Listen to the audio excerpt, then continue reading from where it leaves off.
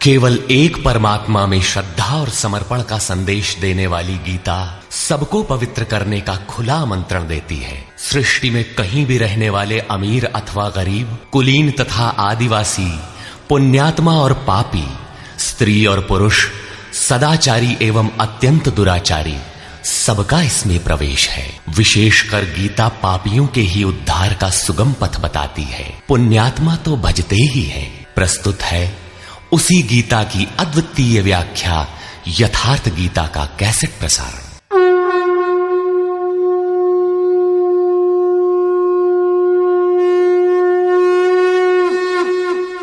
ओम श्री परमात्मने नमः। यथार्थ गीता श्रीमद् भगवत गीता अथ द्वितीयो अध्यायः। प्रथम अध्याय गीता की प्रवेशिका है, जिसमें आरंभ में पथिक को प्रतीत होने वाली उलझनों का चित्रण है।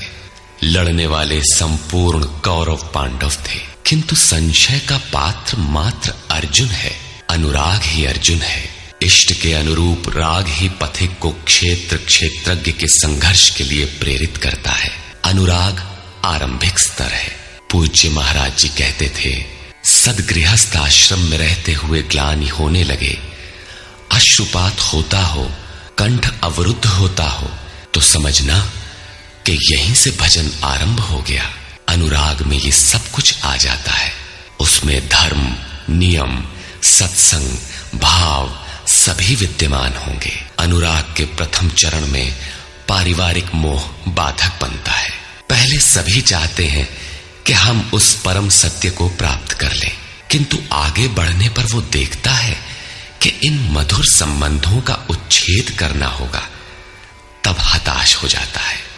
वो पहले से जो कुछ धर्म कर्म मानकर करता था, उतने में ही संतोष करने लगता है। अपने मोह की पुष्टि के लिए वो प्रचलित रूढ़ियों का प्रमाण भी प्रस्तुत करता है, जैसा अर्जुन ने किया कि कुल धर्म सनातन है, युद्ध से सनातन धर्म का लोप होगा, कुल क्षय होगा, स्वैराचार फैलेगा।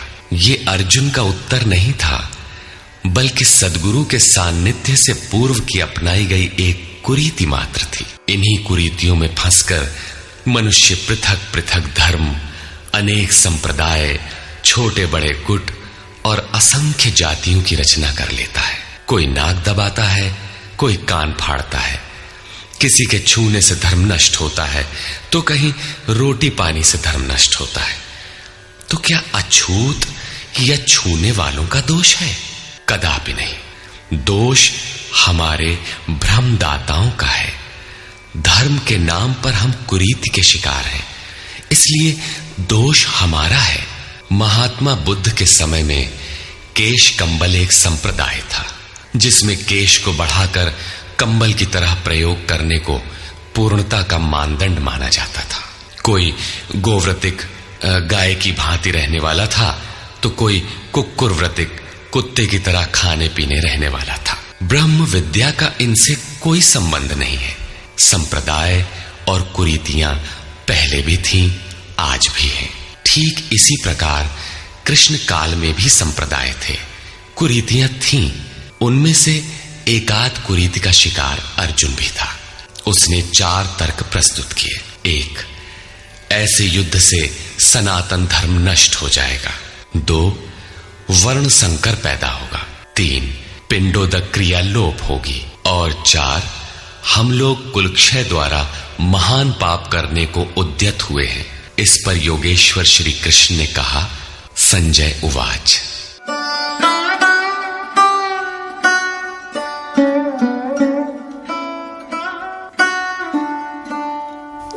तन्तथा कृपयाविष्टम् अश्रुपूर्णाकुलेक्षणम् विषीदन्तमिदं वाक्यम् उवाच मधुसूदनः। करुणा से व्याप्त अश्रुपूर्ण व्याकुल नेत्रों वाले उस अर्जुन के प्रति मधुसूदन, मद का विनाश करने वाले भगवान ने ये वचन कहा। श्री भगवान उवाच।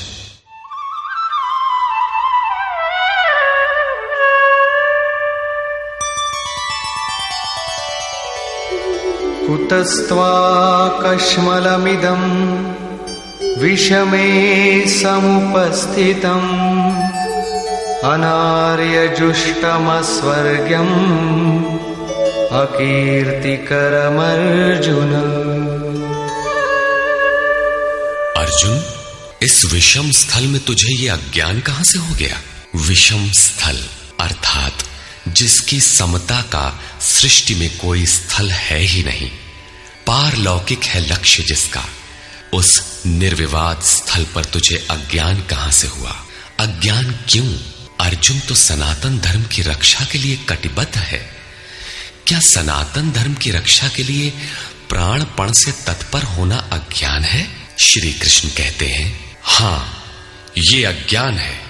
न तो संभावित पुरुषों द्वारा इसका आचरण किया गया है, न स्वर्ग ही देने वाला है और न ये कीर्ति को ही करने वाला है। सन्मार्ग पर जो दृढ़ता पूर्वक आरूढ़ है उसे आर्य कहते हैं। परिवार के लिए मरना मिटना यदि अज्ञान न होता तो महापुरुष उस पर अवश्य चले होते। यदि कुल धर्म ही सत्य होता तो स्वर्ग और कल्याण की निःश्रेणी अवश्य बनता। ये कीर्तिदायक भी नहीं है। मीरा भजन करने लगी तो लोग कहें मीरा भई बावरी, सास कहे कुल नाशी रे। जिस परिवार, कुल और मर्यादा के लिए मीरा की सास बिलख रही थी, आज उस कुलवंती सास को कोई नहीं जानता, मीरा को विश्व जानता है। ठीक इसी प्रकार परिवार के लिए जो परेशान हैं, उनकी भी कीर्ति कब तक रहेगी? जिसमें कीर्ति नहीं, कल्याण नहीं, श्रेष्ठ पुरुषों ने भूल कर भी जिसका आचरण नहीं किया तो सिद्ध है कि वो अज्ञान है। अतः क्लैब्यमास्मगमः पार्थ नैतत्त्वय्युपपद्यते क्षुद्रं हृदय दौर्बल्यं त्यक्त्वोत्तिष्ठ परन्तप।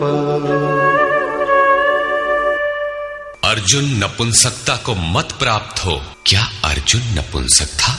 क्या आप पुरुष हैं? नपुंसक वो है जो पौरुष से हीन हो। सब अपनी समझ से पुरुषार्थ ही तो करते हैं। किसान रात दिन खून पसीना एक करके खेत में पुरुषार्थ ही तो करता है।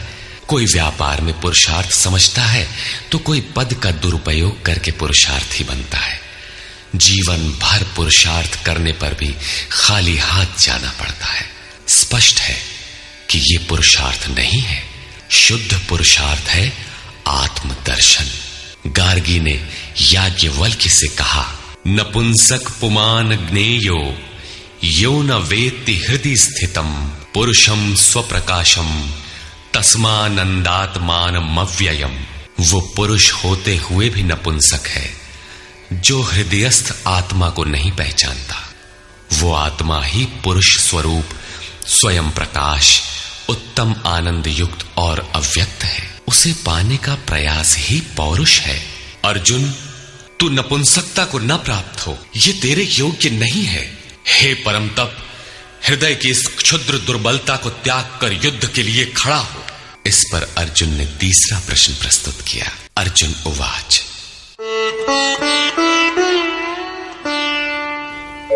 कथं भीष्ममहं संख्ये द्रोणं च मधुसूदन इषुभिः प्रतियोत्स्यामि पूजार्हावरिसूदन।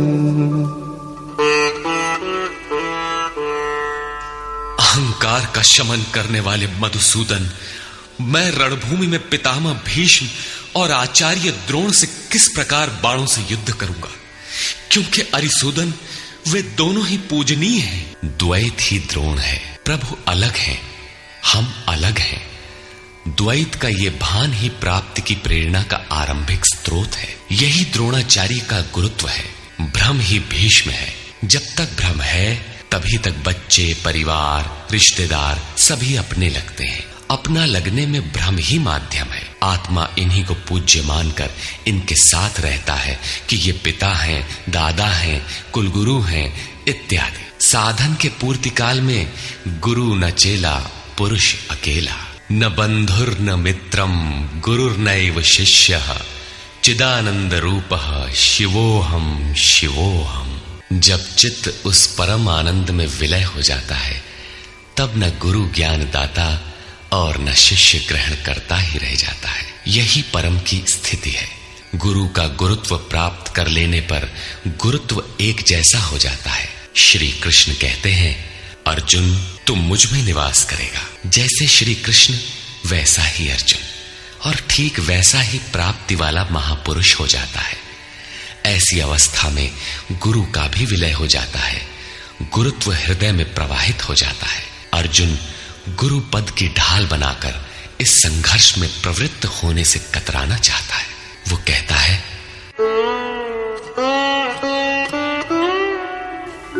गुरून् हत्वा हि महानुभावान् श्रेयो भोक्तुं भैक्षमपीह लोके, हत्वार्थकामास्तु गुरूनिहैव भुञ्जीय भोगान् रुधिरप्रदिग्धान्। इन महानुभाव गुरुजनों को न मारकर मैं इस लोक में भिक्षा का अन्न भी श्रेयस्कर समझता हूं। यहां भिक्षा का अर्थ उदर पोषण के लिए भीख मांगना नहीं, बल्कि सत्पुरुषों की टूटी फूटी सेवा द्वारा उनसे कल्याण की याचना ही भिक्षा है। अन्नम ब्रह्मेति व्यजानात्, अन्न एकमात्र परमात्मा है, जिसे प्राप्त करके आत्मा सदा के लिए तृप्त हो जाता है, कभी अतृप्त नहीं रहता। हम महापुरुषों की सेवा और याचना द्वारा शनैः शनैः ब्रह्म पीयूष प्राप्त करें, किंतु ये परिवार न छूटे, यही अर्जुन के भिक्षान्न की कामना है। संसार में अधिकांश लोग ऐसा ही करते हैं।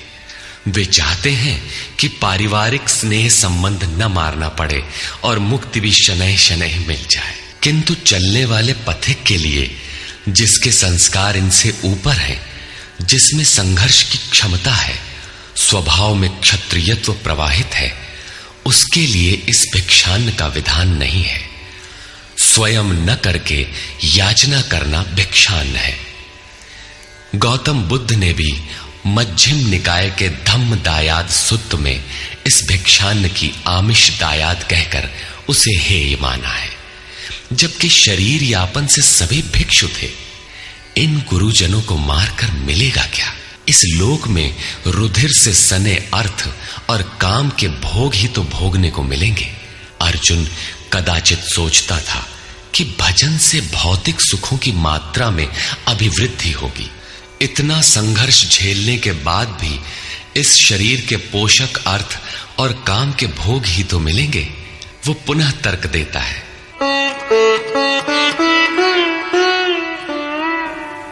न चैतद्विद्मः कतरन्नो गरीयो यद्वा जयेम यदि वा नो जयेयुः यानेव हत्वा न जिजीविषामः तेव स्थिताः प्रमुखे धार्तराष्ट्राः। ये भी निश्चित नहीं है कि वो भोग मिलेगा ही।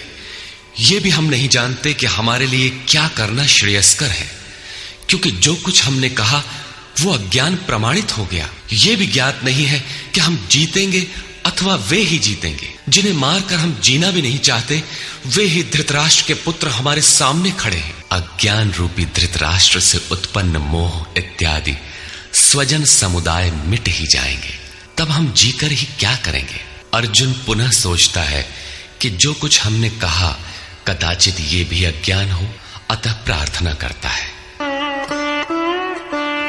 कार्पण्यदोषोपहतः स्वभावः पृच्छामि त्वां धर्मसम्मूढचेताः यच्छ्रेयस्यान्निश्चितं ब्रूहि तन्मे शिष्यस्तेऽहं शाधि मां त्वां प्रपन्नम्। कायरता के दोष से नष्ट स्वभाव वाला, धर्म के विषय में सर्वथा मोहित चित्त हुआ मैं आपसे पूछता हूं, जो कुछ निश्चित परम कल्याणकारी हो वो साधन मेरे लिए कहिए। यहां अर्जुन ने पूर्ण समर्पण कर दिया।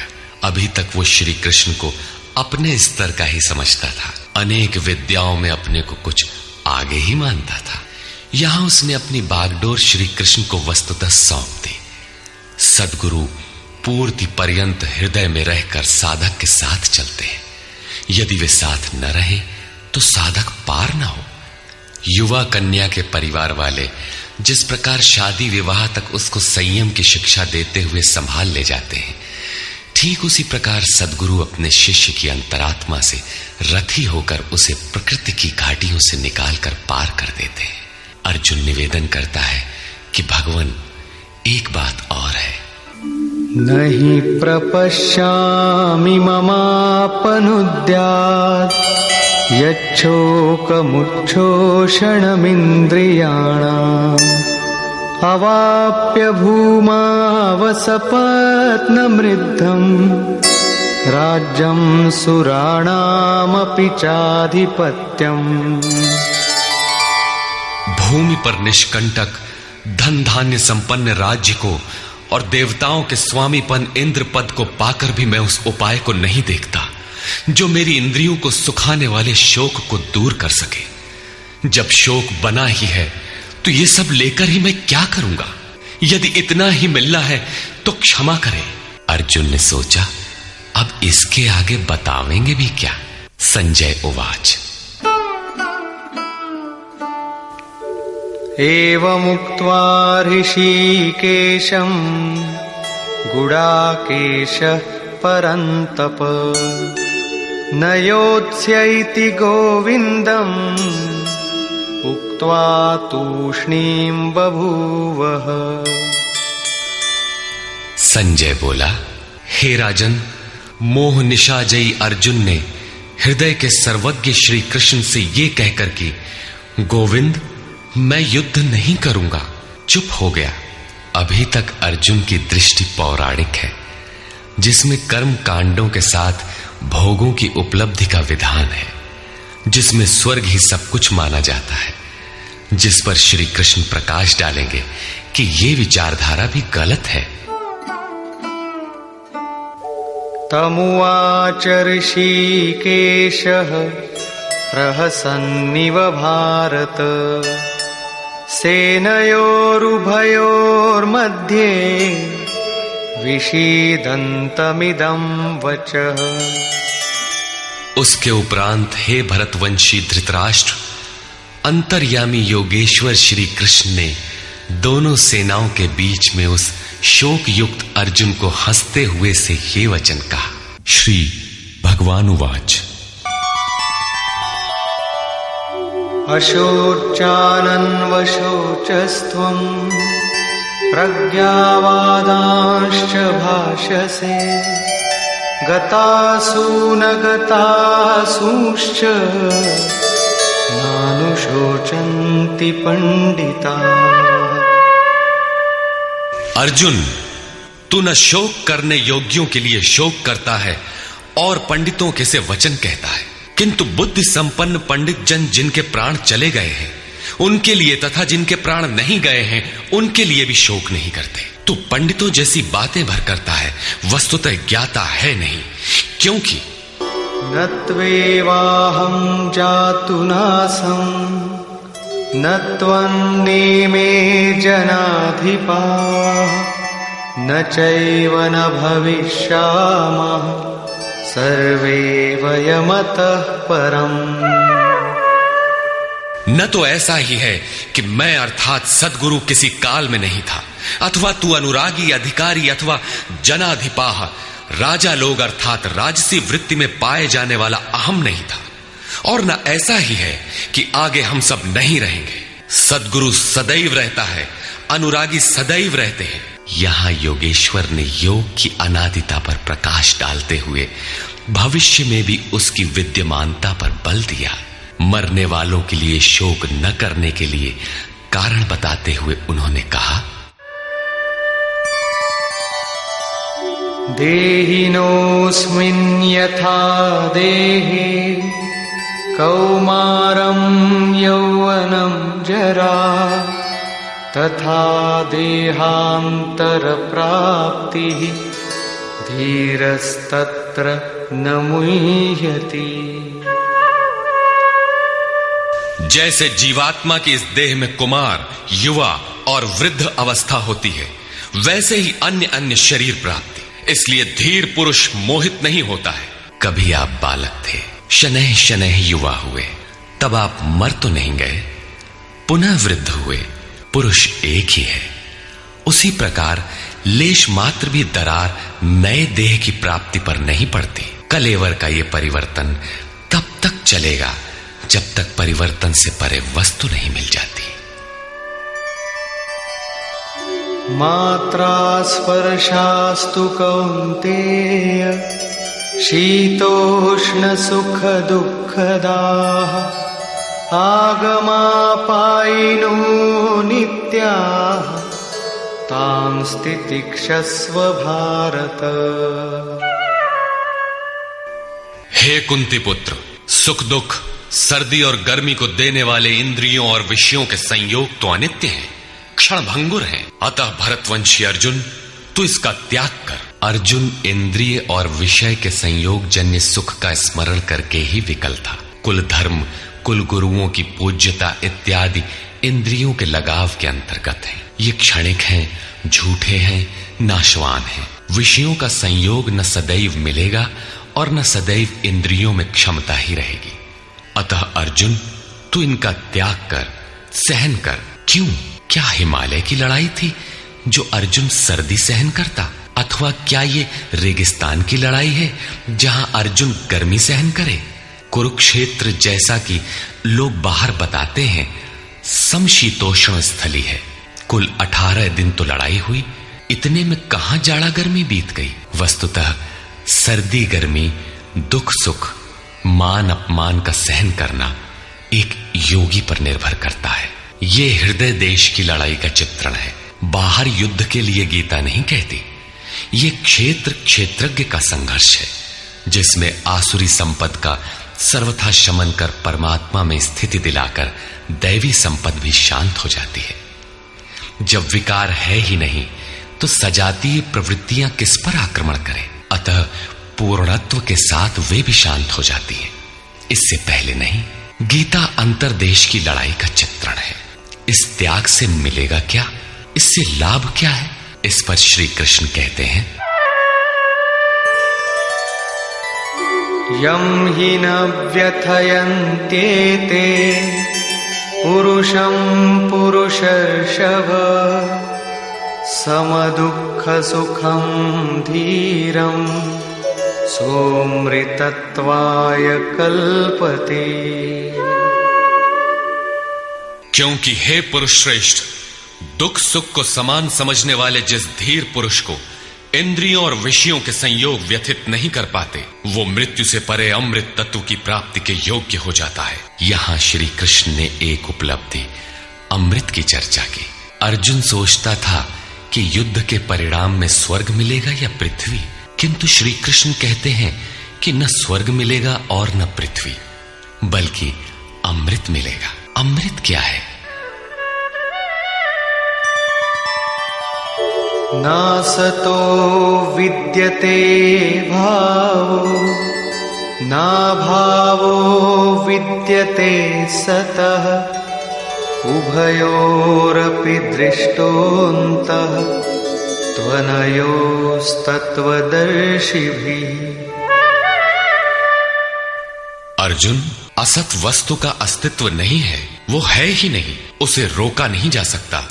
और सत्य का तीनों काल में अभाव नहीं है, उसे मिटाया नहीं जा सकता। अर्जुन ने पूछा, क्या भगवान होने के नाते आप कहते हैं? श्री कृष्ण ने बताया, मैं तो कहता ही हूं। इन दोनों का ये अंतर हमारे साथ साथ तत्वदर्शियों द्वारा भी देखा गया है। श्री कृष्ण ने वही सत्य दोहराया जो तत्वदर्शियों ने कभी देख लिया था। श्री कृष्ण भी एक तत्वदर्शी महापुरुष थे। परम तत्व परमात्मा का प्रत्यक्ष दर्शन करके उसमें स्थिति वाले तत्वदर्शी कहलाते हैं। सत और असत हैं क्या, इस पर कहते हैं अविनाशी तु तद्विद्धि येन सर्वमिदं ततं विनाशमव्ययस्यास्य न कश्चित् कर्तुमर्हति। नाश रहित तो वो है जिससे ये संपूर्ण जगत व्याप्त है। इस अव्ययस्य अविनाशी का विनाश करने में कोई समर्थ नहीं है। किंतु इस अविनाशी अमृत का नाम क्या है, वो है कौन? अंतवंत इमे देहा नित्यस्योक्ता शरीरिणः अनाशिनो प्रमेयस्य तस्माद्युध्यस्व भारत।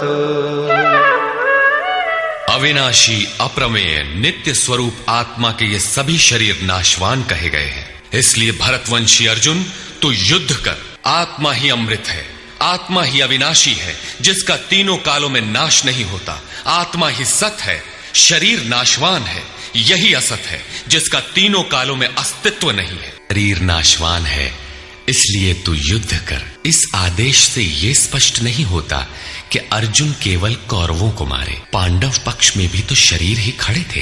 क्या पांडव के शरीर अविनाशी थे? यदि शरीर नाशवान है तो श्री कृष्ण किसकी रक्षा में खड़े थे? क्या अर्जुन कोई शरीरधारी था? शरीर जो असत है, जिसका अस्तित्व नहीं है, जिसे रोका नहीं जा सकता, क्या श्री कृष्ण उस शरीर की रक्षा में खड़े हैं? यदि ऐसा है तो वे भी अविवेकी और मूढ़ हैं, क्योंकि आगे श्री कृष्ण स्वयं कहते हैं कि जो केवल शरीर के लिए ही पचता है, श्रम करता है, वो अविवेकी और मूढ़ बुद्धि है। वो पापायु पुरुष व्यर्थ ही जीता है। अंततः अर्जुन कौन था? वस्तुतः अनुराग ही अर्जुन है। अनुरागी के लिए इष्ट सदैव रथी बनकर साथ में रहते हैं, सखा की भांति उसका मार्गदर्शन करते हैं। आप शरीर नहीं है, शरीर तो आवरण है, रहने का मकान है। उसमें रहने वाला अनुराग पूरित आत्मा है। भौतिक युद्ध, मारने काटने से शरीरों का अंत नहीं होता। ये शरीर छूटेगा तो आत्मा दूसरा शरीर धारण कर लेगा। इसी संदर्भ में श्री कृष्ण कह चुके हैं कि जिस प्रकार बाल्यकाल से युवा या वृद्धावस्था आती है, उसी प्रकार देहांतर की प्राप्ति होती है। शरीर काटेंगे तो जीवात्मा नया वस्त्र बदल लेगा। शरीर संस्कारों के आश्रित है और संस्कार मन पर आधारित है। मन एव मनुष्याणाम कारणम बंध मोक्षयोः। मन का सर्वथा निरोध होना, अचल स्थिर ठहरना और अंतिम संस्कार का विलय एक ही क्रिया है। संस्कारों की सतह का टूट जाना ही शरीरों का अंत है। इसे तोड़ने के लिए आपको आराधना करनी होगी, जिसे श्री कृष्ण ने कर्म या निष्काम कर्मयोग की संज्ञा दी है। कृष्ण ने स्थान स्थान पर अर्जुन को युद्ध की प्रेरणा दी, किंतु एक भी श्लोक ऐसा नहीं है जो भौतिक युद्ध या मार काट का समर्थन करता हो। ये युद्ध सजातीय विजातीय प्रवृत्तियों का है, अंतर्देश में है।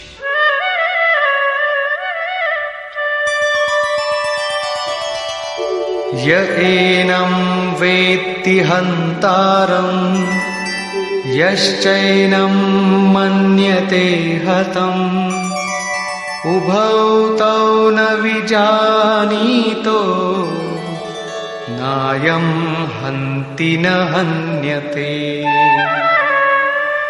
जो इस आत्मा को मारने वाला मानता है तथा जो इस आत्मा को मरा हुआ समझता है, वे दोनों ही आत्मा को नहीं जानते, क्योंकि ये आत्मा न तो मारता है और न मारा ही जाता है। पुनः इसी पर बल देते हैं। न जायते म्रियते वा कदाचिन् नायं भूत्वा भविता वा न भूयः अजो नित्यः शाश्वतोऽयं पुराणो न हन्यते हन्यमाने शरीरे। ये आत्मा किसी काल में न तो जन्मता है और न मरता है, क्योंकि ये वस्त्र ही तो बदलता है। न ये आत्मा होकर अन्य कुछ होने वाला है। क्योंकि यह अजन्मा है, नित्य है, शाश्वत और पुरातन है। शरीर के नाश होने पर भी उसका नाश नहीं होता। आत्मा ही सत्य है, आत्मा ही पुरातन है, आत्मा ही शाश्वत और सनातन है। आप कौन है? सनातन धर्म के अनुयायी। सनातन कौन है? आत्मा। आप आत्मा के अनुयायी हैं। आत्मा, परमात्मा और ब्रह्म एक दूसरे के पर्याय हैं। आप कौन है? शाश्वत धर्म के उपासक। शाश्वत कौन है? आत्मा। अर्थात हम आप आत्मा के उपासक हैं। यदि आप आत्मिक पथ को नहीं जानते तो आपके पास शाश्वत सनातन नाम की कोई वस्तु नहीं है।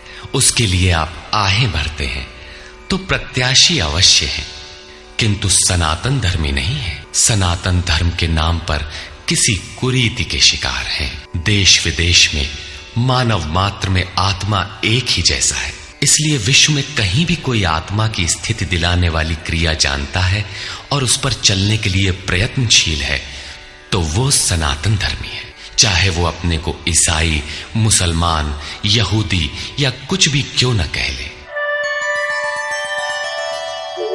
वेदा विनाशिनं नित्यं य एनमजमव्ययम् कथं स पुरुषः पार्थ कं घातयति हन्तिकम्। पार्थिव शरीर को रथ बनाकर ब्रह्म रूपी लक्ष्य पर अचूक निशाना लगाने वाला पृथा पुत्र अर्जुन, जो पुरुष इस आत्मा को नाश रहित, नित्य, अजन्मा और अव्यक्त जानता है, वो पुरुष कैसे किसी को मरवाता है और कैसे किसी को मारता है। अविनाशी का विनाश असंभव है। अजन्मा जन्म नहीं लेता, अतः शरीर के लिए शोक नहीं करना चाहिए। इसी को उदाहरण से स्पष्ट करते हैं।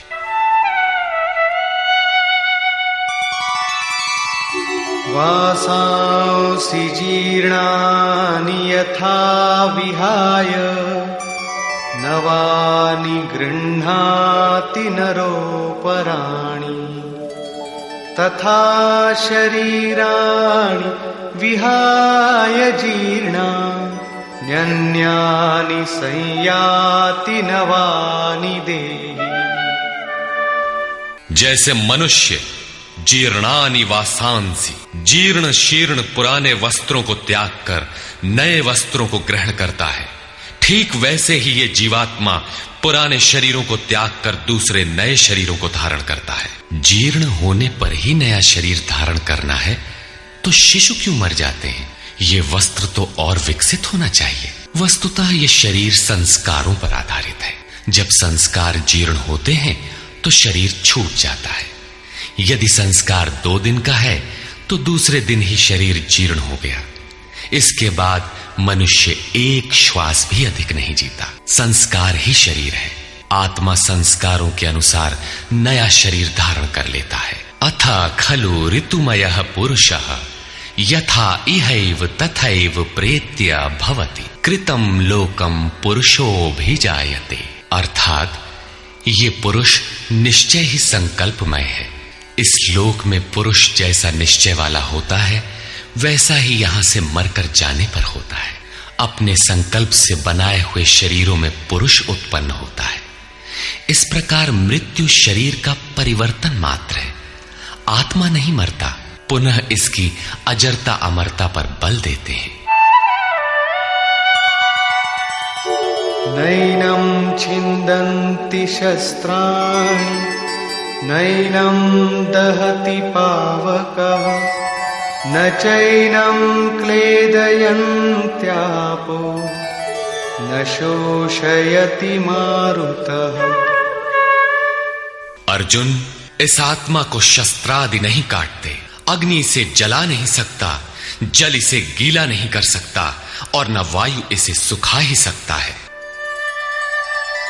अच्छेद्योऽयमदाह्योऽयम् अक्लेद्यो शोष्यैव च नित्यः सर्वगतः स्थाणुः अचलोऽयं सनातनः। ये आत्मा अच्छेद्य है, इसे छेदा नहीं जा सकता। ये अदाह्य है, इसे जलाया नहीं जा सकता। ये अक्लेद्य है, इसे गीला नहीं किया जा सकता। आकाश इसे अपने में समाहित नहीं कर सकता। ये आत्मा निसंदेह, अशोष्य, सर्वव्यापक, अचल, स्थिर रहने वाला और सनातन है। अर्जुन ने कहा था कि कुल धर्म सनातन है, ऐसा युद्ध करने से सनातन धर्म नष्ट हो जाएगा। किंतु श्री कृष्ण ने इसे अज्ञान माना और आत्मा को ही सनातन बताया। आप कौन हैं? सनातन धर्म के अनुयायी। सनातन कौन है? आत्मा। यदि आप आत्मा पर्यंत दूरी तय करने वाली विधि विशेष से अवगत नहीं हैं, तो आप सनातन धर्म नहीं जानते। इसका कुपरिणाम सांप्रदायिकता में फंसे धर्म भीरू लोगों को भोगना पड़ रहा है। जब मैटर क्षेत्र में पैदा होने वाली कोई वस्तु इस सनातन का स्पर्श नहीं कर सकती, तो छूने खाने से सनातन धर्म नष्ट कैसे हो सकता है?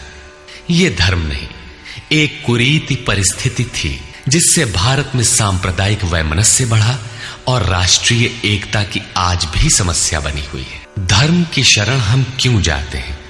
क्योंकि हम मरण धर्मा हैं और धर्म कोई ठोस चीज है जिसकी शरण जाकर हम भी अमर हो जाएं। हम तो मारने से मरेंगे और ये धर्म केवल छूने और खाने से मर जाएगा, तो हमारी क्या रक्षा करेगा? धर्म तो आपकी रक्षा करता है, आपसे शक्तिशाली है। आप तलवार से मरेंगे और धर्म वो छूने से नष्ट हो गया। कैसा है आपका धर्म? कुरीतियां नष्ट होती हैं, न कि सनातन। सनातन तो ऐसी ठोस वस्तु है जिसे शस्त्र नहीं काटते, अग्नि जला नहीं सकता, जल इसे गीला नहीं कर सकता। खान पान तो दूर, प्रकृति में उत्पन्न कोई वस्तु उसका स्पर्श भी नहीं कर पाती, तो वो सनातन नष्ट कैसे हो गया? ऐसी ही कतिपय कुरीतियां अर्जुन काल में भी थी। उनका शिकार अर्जुन भी था। उसने विलाप करते हुए गिड़गिड़ा कर कहा कि कुल धर्म सनातन है, युद्ध से सनातन धर्म नष्ट हो जाएगा। कुल धर्म नष्ट होने से हम अनंत काल तक नरक में चले जाएंगे। किंतु श्री कृष्ण ने कहा, तुझे ये अज्ञान कहां से उत्पन्न हो गया? सिद्ध है कि वो कोई कुरीति थी। तभी तो श्री कृष्ण ने उसका निराकरण किया और बताया कि आत्मा ही सनातन है। यदि आप आत्मिक पथ नहीं जानते, तो सनातन धर्म में आपका अभी तक प्रवेश नहीं हुआ है। जब ये सनातन शाश्वत आत्मा सबके अंदर व्याप्त है, तो खोजा किसे जाए? इस पर श्री कृष्ण कहते हैं, अव्यक्तोऽयमचिन्त्योऽयम् अविकार्योऽयमुच्यते तस्मादेवं विदित्वैनं नानुशोचितुमर्हसि। ये आत्मा अव्यक्त अर्थात इंद्रियों का विषय नहीं है। इंद्रियों के द्वारा इसे समझा नहीं जा सकता। जब तक इंद्रियों और विषयों का संयोग है, तब तक आत्मा तो है, किंतु उसे समझा नहीं जा सकता। वो अचिंत्य है। जब तक चित्त और चित्त की लहर है, तब तक वो शाश्वत है तो, किंतु हमारे दर्शन, उपभोग और प्रवेश के लिए नहीं है। अतः चित्त का निरोध करें। पीछे श्री कृष्ण बता आए हैं कि असत वस्तु का अस्तित्व नहीं है और सत का तीनों कालों में अभाव नहीं है। वो सत है आत्मा। आत्मा ही अपरिवर्तनशील, शाश्वत, सनातन और अव्यक्त है। तत्वदर्शियों ने आत्मा को इन विशेष गुणधर्मों से युक्त देखा। न 10 भाषाओं के ज्ञाता ने देखा, न किसी समृद्धशाली ने देखा, बल्कि तत्वदर्शियों ने देखा। श्री कृष्ण ने आगे बताया कि तत्व है परमात्मा। मन के निरोध काल में साधक उसका दर्शन और उसमें प्रवेश पाता है। प्राप्ति काल में भगवान मिलते हैं और दूसरे ही क्षण वो अपने आत्मा को ईश्वरीय गुण धर्मों से विभूषित देखता है। वो देखता है कि आत्मा ही सत्य, सनातन और परिपूर्ण है। ये आत्मा अचिंत्य है। ये विकार रहित अर्थात न बदलने वाला कहा जाता है। अतः अर्जुन, आत्मा को ऐसा जानकर तू शोक करने योग्य नहीं है। अब श्री कृष्ण अर्जुन के विचारों में विरोधाभास दिखाते हैं, जो सामान्य तर्क है। अथ चैनं नित्यजातं नित्यं वा मन्यसे मृतम् तथापि त्वं महाबाहो नैवं शोचितुमर्हसि। यदि तू इसे सदैव जन्मने वाला और सदा मरने वाला माने तब भी तुझे शोक नहीं करना चाहिए, क्योंकि जातस्य हि ध्रुवो मृत्युः ध्रुवं जन्म मृतस्य च तस्मादपरिहार्येऽर्थे न त्वं शोचितुमर्हसि। ऐसा मान लेने पर भी जन्मने वाले की निश्चित मृत्यु और मरने वाले का निश्चित जन्म सिद्ध होता है, इसलिए भी तू बिना उपाय वाले इस विषय में शोक करने लायक नहीं है। जिसका कोई इलाज नहीं, उसके लिए शोक करना एक अन्य दुख को आमंत्रित करना है।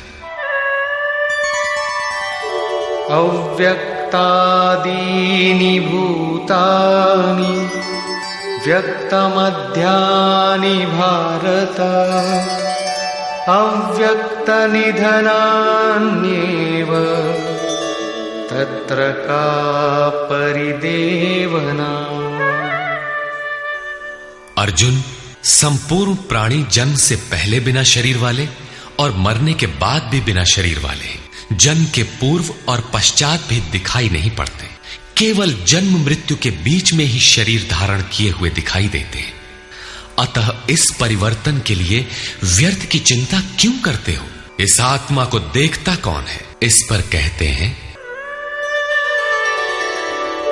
आश्चर्यवत् पश्यति कश्चिदेनम् आश्चर्यवद् वदति तथैव चान्यः आश्चर्यवच्चैनमन्यः शृणोति श्रुत्वाप्येनं वेद न चैव कश्चित्। पहले श्री कृष्ण ने कहा था कि इस आत्मा को तत्वदर्शियों ने देखा है। अब तत्व दर्शन की दुर्लभता पर प्रकाश डालते हैं कि कोई विरला महापुरुष ही इस आत्मा को आश्चर्य की तरह देखता है, सुनता नहीं प्रत्यक्ष देखता है, और वैसे ही दूसरा कोई महापुरुष ही आश्चर्य की तरह इसके तत्व को कहता है। जिसने देखा है वही यथार्थ कह सकता है। दूसरा कोई विरला साधक इसे आश्चर्य की भांति सुनता है। सब सुनते भी नहीं, क्योंकि ये अधिकारी के लिए ही है। हे अर्जुन, कोई कोई तो सुनकर भी इस आत्मा को नहीं जान पाते, क्योंकि साधन पार नहीं लगता। आप लाख ज्ञान की बातें सुने, समझें, बाल की खाल निकाल कर समझें, लालायित भी रहें, किंतु मोह बड़ा प्रबल है। थोड़ी देर बाद ही आप अपनी सांसारिक व्यवस्थाओं में लिप्त मिलेंगे। अंत में श्री कृष्ण निर्णय देते हैं, देही नित्यमवध्योऽयं देहे सर्वस्य भारत तस्मात् सर्वाणि भूतानि न त्वं शोचितुमर्हसि।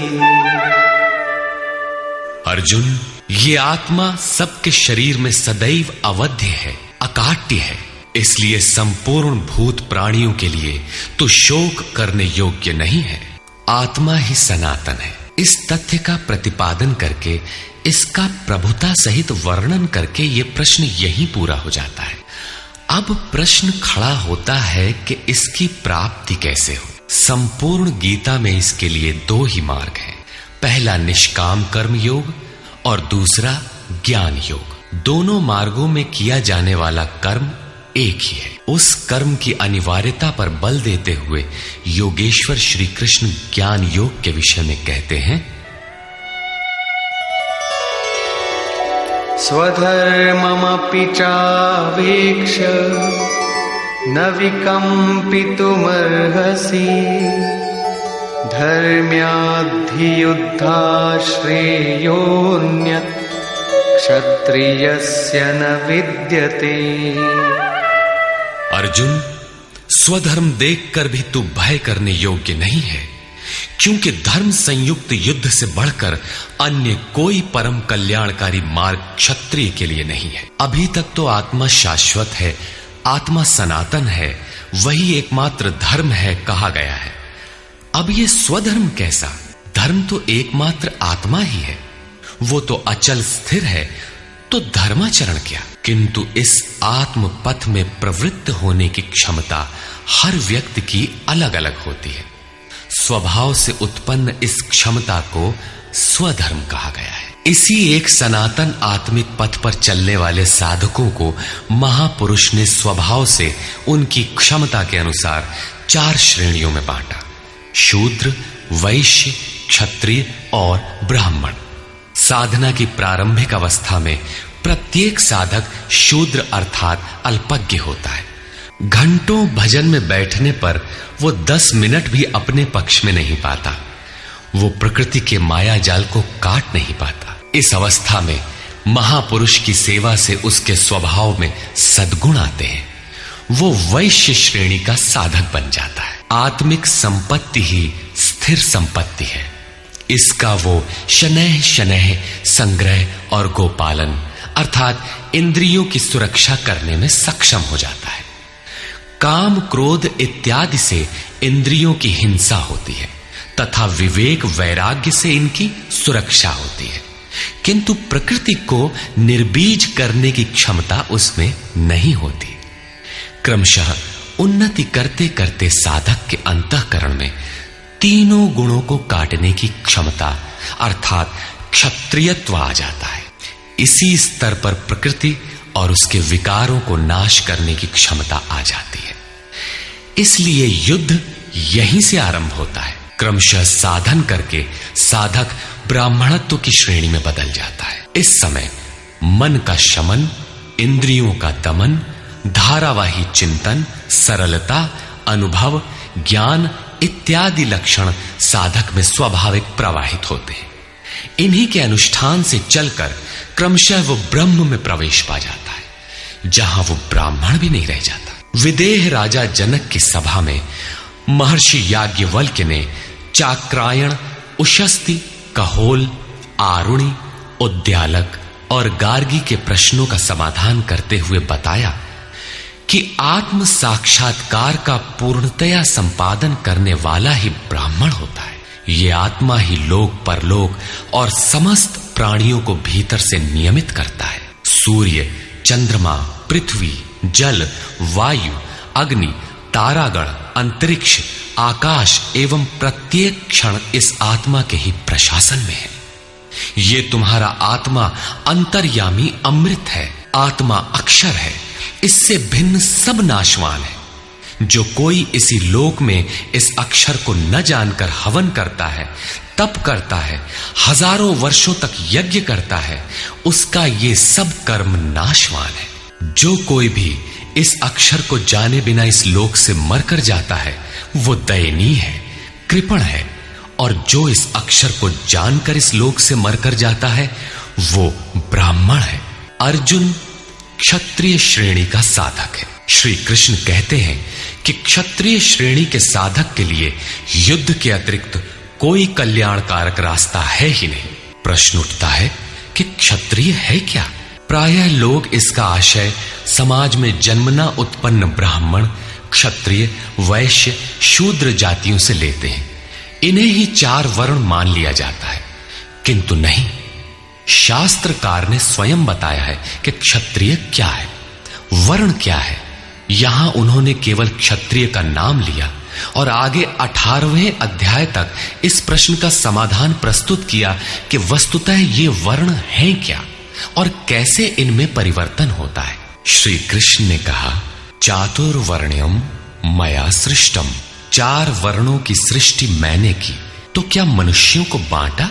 श्री कृष्ण कहते हैं कि नहीं, गुण कर्म विभागशः, गुणों के माध्यम से कर्म को 4 भागों में बांटा।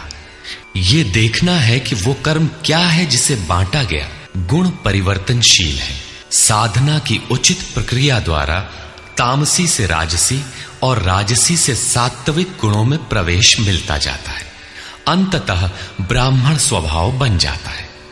उस समय ब्रह्म में प्रवेश दिला देने वाली सारी योग्यताएं उस साधक में रहती हैं। वर्ण संबंधी प्रश्न यहां से आरंभ होकर 18वें अध्याय में जाकर पूर्ण होता है। श्री कृष्ण की मान्यता है, श्रेयान् स्वधर्मो विगुणः परधर्मात् स्वनुष्ठितात्। स्वभाव से उत्पन्न इस धर्म में प्रवृत्त होने की क्षमता जिस स्तर की हो, भले ही वो गुण रहित शूद्र श्रेणी की हो, तब भी परम कल्याण करती है, क्योंकि आप क्रमशः वहीं से उत्थान करते हैं। उससे ऊपर वालों की नकल करके साधक नष्ट हो जाता है। अर्जुन क्षत्रिय श्रेणी का साधक था, इसलिए श्री कृष्ण कहते हैं कि अर्जुन, अपने स्वभाव से उत्पन्न योग्यता को देखकर, इस युद्ध में प्रवृत्त होने की अपनी क्षमता को देखकर भी तू भय करने योग्य नहीं है। इससे बढ़कर दूसरा कोई कल्याणकारी कार्य क्षत्रिय के लिए नहीं। इसी पर प्रकाश डालते हुए पुनः योगेश्वर कहते हैं, यदृच्छया चोपपन्नं स्वर्गद्वारमपावृतं सुखिनः क्षत्रियाः पार्थ लभन्ते युद्धमीदृशम्। पार्थिव शरीर को ही रथ बनाकर अचूक लक्ष्य वेदी अर्जुन, स्वतः प्राप्त स्वर्ग के खुले हुए द्वार रूपी इस युद्ध को भाग्यवान क्षत्रिय ही प्राप्त करते हैं। क्षत्रिय श्रेणी के साधक में तीनों गुणों को काट देने की क्षमता रहती है। उसके लिए स्वर्ग का द्वार खुला है, क्योंकि उसमें दैवी संपद पूर्णता अर्जित रहती है। स्वर्ग में विचरने की उसमें क्षमता रहती है। यही खुला हुआ स्वर्ग का द्वार है। क्षेत्र क्षेत्रज्ञ के इस युद्ध को भाग्यवान क्षत्रिय ही पाते हैं, क्योंकि उनमें ही इस संघर्ष की क्षमता है। दुनिया में लड़ाइयां होती हैं, विश्व सिमट कर लड़ता है, प्रत्येक जाति लड़ती है, किंतु शाश्वत विजय जीतने वाले को भी नहीं मिलती। ये तो बदले हैं, जो जिसको जितना दबाता है, कालांतर में उसे भी उतना ही दबना पड़ता है। ये कैसी विजय है जिसमें इंद्रियों को सुखाने वाला शोक बना ही रहता है, अंत में शरीर भी नष्ट हो जाता है। वास्तविक संघर्ष तो क्षेत्र और क्षेत्रज्ञ का है, जिसमें एक बार विजय हो जाने पर प्रकृति का सदा के लिए निरोध और परम पुरुष परमात्मा। अथ चेत्त्वमिमं धर्म्यं संग्रामं न करिष्यसि ततः स्वधर्मं कीर्तिं च हित्वा पापमवाप्स्यसि। और यदि तू इस धर्मयुक्त संग्राम अर्थात शाश्वत सनातन परम धर्म परमात्मा में प्रवेश दिलाने वाला धर्म युद्ध नहीं करेगा, तो स्वधर्म अर्थात स्वभाव से उत्पन्न संघर्ष करने की क्षमता, क्रिया में प्रवृत्त होने की क्षमता को खोकर पाप अर्थात आवागमन और अपकीर्ति को प्राप्त होगा। अपकीर्ति पर प्रकाश डालते हैं। अकीर्तिं चापि भूतानि कथयिष्यन्ति ते व्ययाम् संभावितस्य चाकीर्तिः मरणादतिरिच्यते।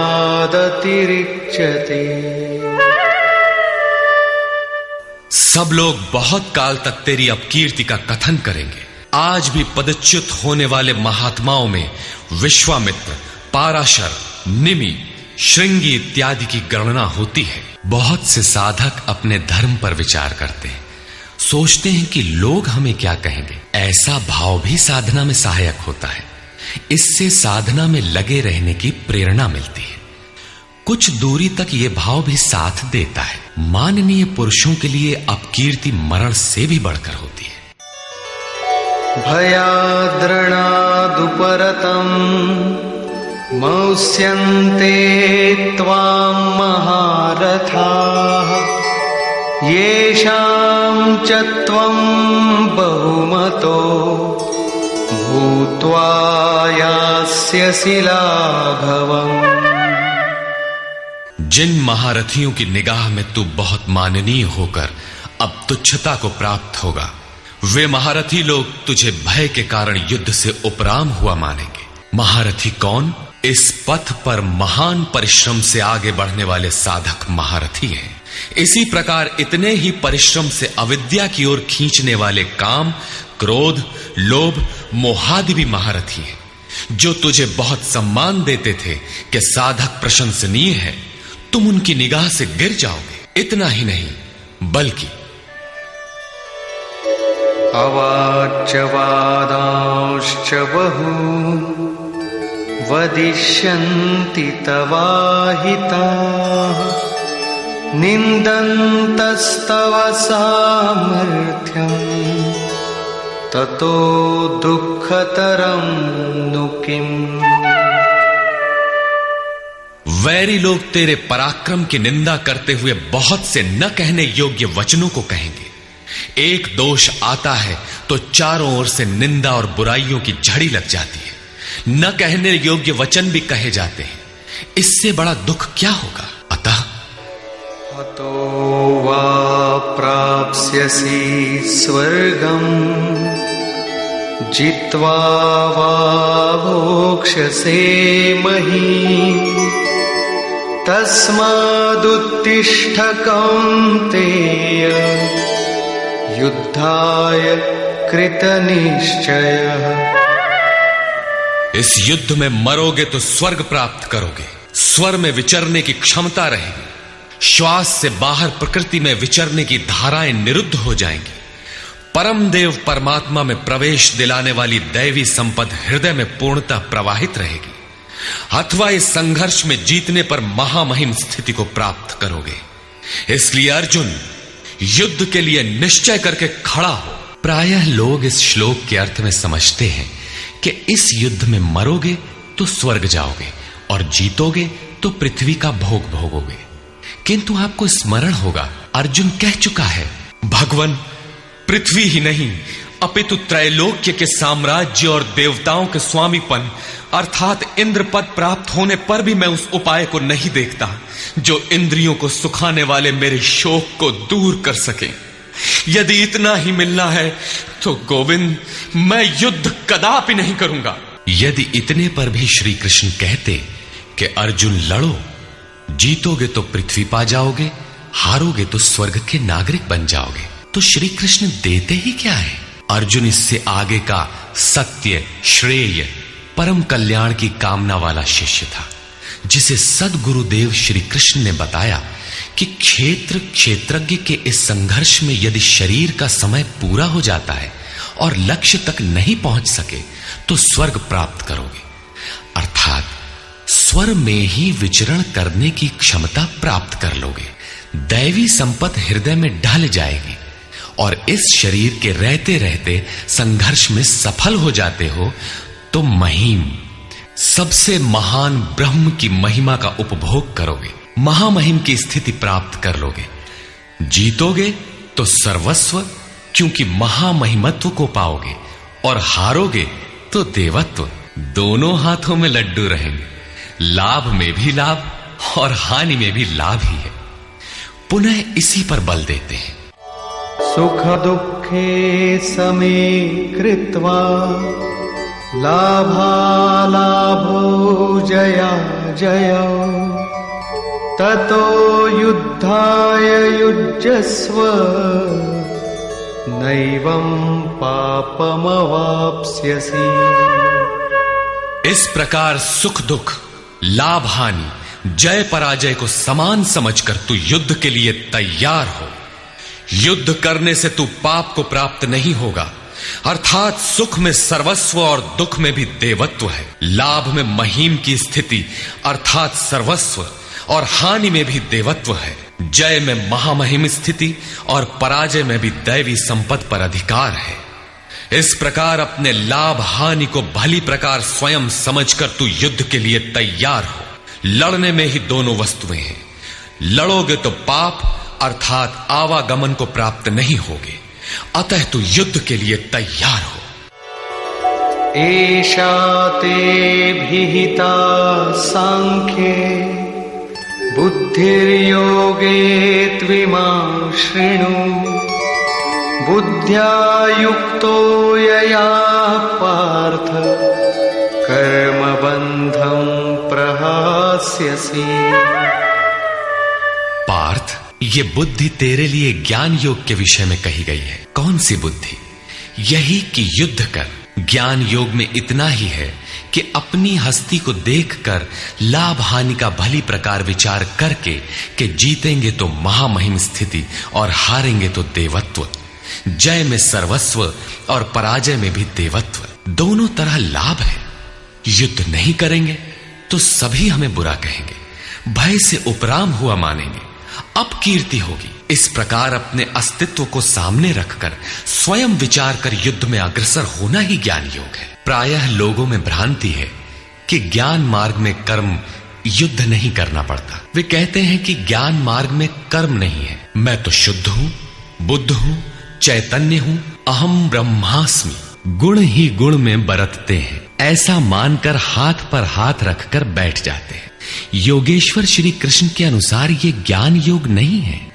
ज्ञान योग में भी वही कर्म करना है जो निष्काम कर्म योग में किया जाता है। दोनों में केवल बुद्धि का, दृष्टिकोण का अंतर है। ज्ञान मार्गी अपनी स्थिति समझकर अपने पर निर्भर होकर कर्म करता है, जबकि निष्काम कर्मयोगी इष्ट के आश्रित होकर कर्म करता है। करना दोनों मार्गों में है और वो कर्म भी एक ही है जिसे दोनों मार्गों में किया जाना है। केवल कर्म करने के दृष्टिकोण दो हैं। अर्जुन, इसी बुद्धि को अब तू कर्म योग के विषय में सुन, जिससे युक्त हुआ तू कर्मों के बंधन का अच्छी तरह नाश करेगा। यहां श्री कृष्ण ने कर्म का नाम पहली बार लिया, लेकिन यह नहीं बताया कि कर्म है क्या। अब कर्म न बताकर पहले कर्म की विशेषताओं पर प्रकाश डालते हैं।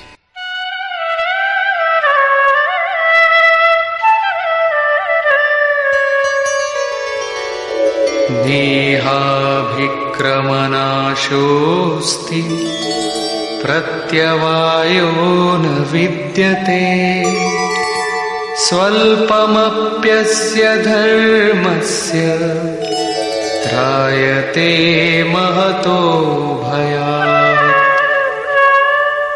इस निष्काम कर्म योग में आरंभ का अर्थात बीज का नाश नहीं होता, सीमित फल रूपी दोष नहीं है। इसलिए इस निष्काम कर्म का, इस कर्म से संपादित धर्म का थोड़ा भी साधन जन्म मृत्यु रूपी महान भय से उद्धार कर देता है। आप इस कर्म को समझें और उस पर 2 कदम चल भर दें, जो सदगृहस्थ आश्रम में रहकर ही चला जा सकता है। साधक तो चलते ही हैं। बीज भर डाल दें तो अर्जुन, बीज का नाश नहीं होता। प्रकृति में कोई क्षमता नहीं, ऐसा कोई अस्त्र नहीं कि उस सत्य को मिटा दे। प्रकृति केवल आवरण डाल सकती है, कुछ देर कर सकती है, किंतु साधन के आरंभ को मिटा नहीं सकती। आगे श्री कृष्ण ने बताया कि सभी पापियों से भी बड़ा पापी ही क्यों न हो, ज्ञान रूपी नौका द्वारा निसंदेह पार हो जाएगा। ठीक उसी बात को यहां कहते हैं कि अर्जुन, निष्काम कर्म योग का बीजारोपण भर कर दें तो उस बीज का कभी नाश नहीं होता। विपरीत फल रूपी दोष भी इसमें नहीं होता कि आपको स्वर्ग, रिद्धियों या सिद्धियों तक पहुंचाकर छोड़ दे। आप ये साधन भले छोड़ दें, किंतु यह साधन आपका उद्धार करके ही छोड़ेगा। इस निष्काम कर्मयोग का थोड़ा सा भी साधन जन्म मृत्यु के महान भय से उद्धार कर देता है। अनेक जन्म संसिद्धस्ततो याति पराम गतिम। कर्म का यह बीजारोपण अनेक जन्म के पश्चात वहीं खड़ा कर देगा जहां परम धाम है, परम गति है। इसी क्रम में आगे कहते हैं, व्यवसायात्मिका बुद्धि एकेह कुरु नंदन बहुशाखा ह्यनन्ताश्च बुद्धयो व्यवसायिनाम्। अर्जुन, इस निष्काम कर्म योग में क्रियात्मक बुद्धि एक ही है, क्रिया एक है और परिणाम एक ही है। आत्मिक संपत्ति ही स्थिर संपत्ति है। इस संपत्ति को प्रकृति के द्वंद्व में शनैः शनैः अर्जित करना व्यवसाय है। ये व्यवसाय अथवा निश्चयात्मक क्रिया भी एक ही है। तब तो जो लोग बहुत सी क्रियाएं बताते हैं, क्या वे भजन नहीं करते? श्री कृष्ण कहते हैं, हां, वे भजन नहीं करते। उन पुरुषों की बुद्धि अनंत शाखाओं वाली होती है, इसलिए अनंत क्रियाओं का विस्तार कर लेते हैं। यामिमां पुष्पितां वाचं प्रवदन्त्य विपश्चितः वेदवादरताः पार्थ नान्यदस्तीति वादिनः कामात्मानः स्वर्गपरा जन्मकर्म फलप्रदां क्रियाविशेषबहुलां भोगैश्वर्यगतिं प्रति। पार्थ, वे कामात्मानः, कामनाओं से युक्त, वेदवादरताः, वेद के वाक्यों में अनुरक्त, स्वर्गपराः, स्वर्ग को ही परम लक्ष्य मानते हैं कि इसके आगे कुछ है ही नहीं। ऐसा कहने वाले अविवेकी जन जन्म मृत्यु रूपी फल देने वाली भोग और ऐश्वर्य की प्राप्ति के लिए बहुत सी क्रियाओं का विस्तार कर लेते हैं और दिखावटी शोभा युक्त वाणी में व्यक्त भी करते हैं। अर्थात अविवेकियों की बुद्धि अनंत भेदों वाली होती है। वे फल वाले वाक्य में ही अनुरक्त रहते हैं, वेद के वाक्यों को ही प्रमाण मानते हैं, स्वर्ग को ही श्रेष्ठ मानते हैं। उनकी बुद्धि बहुत सी भेदों वाली है, इसलिए अनंत क्रियाओं की रचना कर लेते हैं। वे नाम तो परम तत्व परमात्मा का ही लेते हैं, किंतु उसकी ओट में अनंत क्रियाओं का विस्तार कर लेते हैं। तो क्या अनंत क्रियाएं कर्म नहीं है? श्री कृष्ण कहते हैं, नहीं, अनंत क्रियाएं कर्म नहीं है। तो वो एक निश्चित क्रिया है क्या? श्री कृष्ण अभी ये नहीं बताते। अभी तो केवल इतना कहते हैं कि अविवेकियों की बुद्धि अनंत शाखाओं वाली होती है, इसलिए वे अनंत क्रियाओं का विस्तार कर लेते हैं। वे केवल विस्तार ही नहीं करते, अपितु आलंकारिक शैली में उसे व्यक्त भी करते हैं। उसका प्रभाव क्या होता है? भोगैश्वर्य प्रसक्तानां तया परितचेतसां व्यवसायात्मिका बुद्धि समाधौ न विधीयते। उनकी वाणी की छाप जिन जिन के चित्त पर पड़ जाती है अर्जुन, उनकी भी बुद्धि नष्ट हो जाती है। न कि वे कुछ पाते हैं, उस वाणी द्वारा हरे हुए चित्त वालों के और भोग ऐश्वर्य में आसक्ति वाले पुरुषों के अंतःकरण में क्रियात्मक बुद्धि नहीं रह जाती। इष्ट में समाधिस्थ करने वाली निश्चयात्मक क्रिया उनमें नहीं होती। ऐसे अविवेकियों की वाणी सुनता कौन है? भोग और ऐश्वर्य में आसक्ति वाले ही सुनते हैं, अधिकारी नहीं सुनता। ऐसे पुरुषों में सम और आदि तत्व में प्रवेश दिलाने वाली निश्चयात्मक क्रिया से संयुक्त बुद्धि नहीं होती। प्रश्न उठता है कि वेद वादरता, जो वेद के वचनों में अनुरक्त हैं, क्या वे भी भूल करते हैं? इस पर श्री कृष्ण कहते हैं, त्रैगुण्य विषया वेदा निस्त्रैगुण्यो भवार्जुन निर्द्वन्द्वो नित्यसत्त्वस्थो निर्योगक्षेम आत्मवान्। अर्जुन, त्रैगुण्य विषया वेदा, वेद तीनों गुणों तक ही प्रकाश करते हैं, इसके आगे का हाल वे नहीं जानते। इसलिए निस्त्रय गुण्यो भव अर्जुन, अर्जुन तू तीनों गुणों से ऊपर उठ, अर्थात वेदों के कार्य क्षेत्र से आगे बढ़। कैसे बढ़ा जाए? इस पर श्री कृष्ण कहते हैं, निर्द्वंद्व, सुख दुख के द्वंद्वों से रहित, नित्य सत्य वस्तु में स्थित और योग क्षेम को न चाहता हुआ आत्मपरायण हो। इस प्रकार ऊपर उठ। प्रश्न उठता है कि हम ही उठें या कोई वेदों से ऊपर उठा भी है? श्री कृष्ण बताते हैं कि आगे जो भी उठता है ब्रह्म को जानता है, और जो ब्रह्म को जानता है वो विप्र है। यावानर्थ उदपाने सर्वतः संप्लुतोदके तावान् सर्वेषु वेदेषु ब्राह्मणस्य विजानतः। सब ओर से परिपूर्ण जलाशय को प्राप्त होने पर मनुष्य का छोटे जलाशय से जितना प्रयोजन रहता है, अच्छी प्रकार ब्रह्म को जानने वाले ब्राह्मण का वेदों से उतना ही प्रयोजन रहता है। तात्पर्य यह है कि जो वेदों से ऊपर उठता है वो ब्रह्म को जानता है, वही ब्राह्मण है। अर्थात तू वेदों से ऊपर उठ, ब्राह्मण बन। अर्जुन क्षत्रिय था। श्री कृष्ण कहते हैं कि ब्राह्मण बन। ब्राह्मण, क्षत्रिय इत्यादि वर्ण स्वभाव की क्षमताओं के नाम है। ये कर्म प्रधान है, न कि जन्म से निर्धारित होने वाली कोई रूढ़ी। जिसे गंगा की धारा प्राप्त है उसे क्षुद्र जलाशय से क्या प्रयोजन? कोई उसमें शौच लेता है तो कोई पशुओं को नहला देता है, इसके आगे कोई उपयोग नहीं है। इसी प्रकार ब्रह्म को साक्षात जानने वाले उस विप्र महापुरुष का, उस ब्राह्मण का वेदों से उतना ही प्रयोजन रह जाता है। प्रयोजन रहता अवश्य है, वेद रहते हैं क्योंकि पीछे वालों के लिए उनका उपयोग है। वहीं से चर्चा आरंभ होगी। इसके उपरांत योगेश्वर श्री कृष्ण कर्म करते समय की जाने वाली सावधानियों का प्रतिपादन करते हैं। कर्मण्येवाधिकारस्ते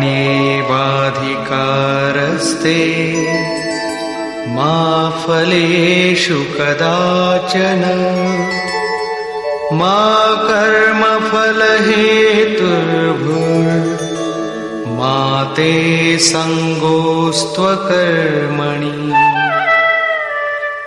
कर्म करने में ही तेरा अधिकार हो, फल में कभी नहीं। ऐसा समझ के फल है ही नहीं। फल की वासना वाला भी मत हो और कर्म करने में तेरी अश्रद्धा भी ना हो। अब तक योगेश्वर श्री कृष्ण ने 39वें श्लोक में पहली बार कर्म का नाम लिया, किंतु ये नहीं बताया कि वो कर्म है क्या और उसे करे कैसे। उस कर्म की विशेषताओं पर प्रकाश डाला कि अर्जुन, इस कर्म द्वारा तू कर्मों के बंधन से अच्छी प्रकार छूट जाएगा। अर्जुन, इसमें आरंभ का अर्थात बीज का नाश नहीं है। आरंभ कर दे तो प्रकृति के पास कोई उपाय नहीं कि उसे नष्ट कर दे। अर्जुन, इसमें सीमित फल रूपी दोष भी नहीं है कि स्वर्ग रिद्धियों सिद्धियों में फंसाकर खड़ा कर दे। अर्जुन, इस कर्म का थोड़ा भी साधन जन्म मरण के भय से उद्धार कराने वाला होता है। किंतु अभी तक उन्होंने ये नहीं बताया कि वो कर्म है क्या, किया कैसे जाए। इसी अध्याय के 41वें श्लोक में उन्होंने बताया, अर्जुन, इसमें निश्चयात्मक बुद्धि एक ही है, क्रिया एक ही है, तो क्या बहुत सी क्रिया वाले भजन नहीं करते? श्री कृष्ण कहते हैं वे कर्म नहीं करते। इसका कारण बताते हुए कहते हैं कि अविवेकियों की बुद्धि अनंत शाखा वाली होती है, इसलिए वे अनंत क्रियाओं का विस्तार कर लेते हैं। वे दिखावटी शोभा युक्त वाणी में इन क्रियाओं को व्यक्त भी करते हैं। उनकी वाणी की छाप जिनके चित्त पर पड़ जाती है उनकी भी बुद्धि नष्ट हो जाती है। अतः निश्चयात्मक क्रिया एक ही है, लेकिन ये नहीं बताया कि वो क्रिया कौन सी है। 47वें श्लोक में उन्होंने कहा, अर्जुन, कर्म करने में ही तेरा अधिकार है, फल में कभी नहीं। फल की वासना वाला भी मत हो और कर्म करने में तेरी अश्रद्धा ना हो, अर्थात निरंतर करने के लिए उसी में लीन होकर करें। किंतु ये नहीं बताया कि वो कर्म है क्या। प्रायः इस श्लोक का उद्धरण देकर लोग कहते हैं कि कुछ भी करो, केवल फल की कामना मत करो, हो गया निष्काम कर्म योग। किंतु अभी तक श्री कृष्ण ने बताया ही नहीं कि कर्म है कौन सा जिसे करें। यहां पर केवल कर्म की विशेषताओं पर प्रकाश डाला कि कर्म देता क्या है और कर्म को करते समय बरती जाने वाली सावधानियां क्या हैं, उन पर प्रकाश डाला। प्रश्न ज्यों का त्यों बना हुआ है, जिसे योगेश्वर आगे अध्याय 3-4 में स्पष्ट करेंगे। पुनः इसी पर बल देते हैं, योगस्थः कुरु कर्माणि संगं त्यक्त्वा धनंजय सिद्ध्य सिद्ध्योः समो भूत्वा समत्वं योग उच्यते। धनंजय, आसक्ति और संग दोष को त्याग कर सिद्धि और असिद्धि में समान भाव रखकर योग में स्थित होकर कर्म कर। कौन सा कर्म? निष्काम कर्म कर, समत्वम योग उच्यते, ये समत्व भाव ही योग कहलाता है। विषमता जिसमें ना हो ऐसा भाव समत्व कहलाता है। रिद्धियां सिद्धियां विषम बनाती है, आसक्ति हमें विषम बनाती है, फल की इच्छा विषमता पैदा करती है। इसीलिए फल की वासना न हो, फिर भी कर्म करने में अश्रद्धा ना हो। देखी सुनी सभी वस्तुओं में आसक्ति का त्याग करके प्राप्ति और अप्राप्ति के विषय में न सोचकर केवल योग में स्थित रहते हुए कर्म कर। योग से चित्त चलायमान न हो। योग एक पराकाष्ठा की स्थिति है और एक प्रारंभ की स्थिति भी होती है। प्रारंभ में भी हमारी दृष्टि लक्ष्य पर ही रहनी चाहिए। अतः योग पर दृष्टि रखते हुए कर्म का आचरण करना चाहिए। समत्व भाव अर्थात सिद्धि और असिद्धि में समभाव ही योग कहलाता है। जिसको सिद्धि और असिद्धि विचलित नहीं कर पाती, विषमता जिसमें पैदा नहीं होती, ऐसा भाव होने के कारण यह समत्व योग कहलाता है। ये इष्ट से समत्व दिलाता है, इसीलिए इसे समत्व योग कहते हैं। कामनाओं का सर्वथा त्याग है, इसलिए इसे निष्काम कर्म योग कहते हैं। कर्म करना है, इसलिए इसे कर्म योग कहते हैं। परमात्मा से मेल कराता है, इसलिए इसका नाम योग अर्थात मेल है। इसमें बौद्धिक स्तर पर ध्यान रखना पड़ता है कि सिद्धि और असिद्धि में समभाव रहे, आसक्ति न हो, फल की वासना न आने पाए। इसलिए यही निष्काम कर्म योग बुद्धि योग भी कहा जाता है। दूरेण ह्यवरं कर्म बुद्धियोगात् धनञ्जय बुद्धौ शरणमन्विच्छ कृपणाः फलहेतवः।